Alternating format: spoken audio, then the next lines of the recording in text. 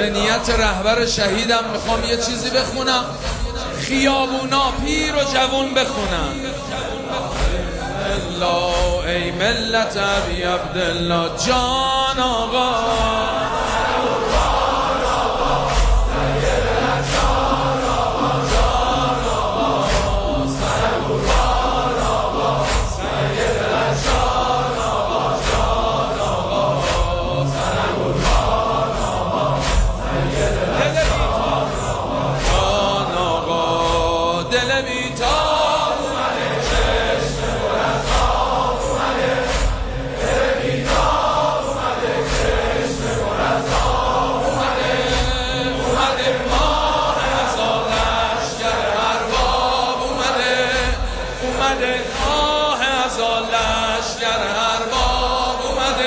لشگر مشکی پوشا سینه زنا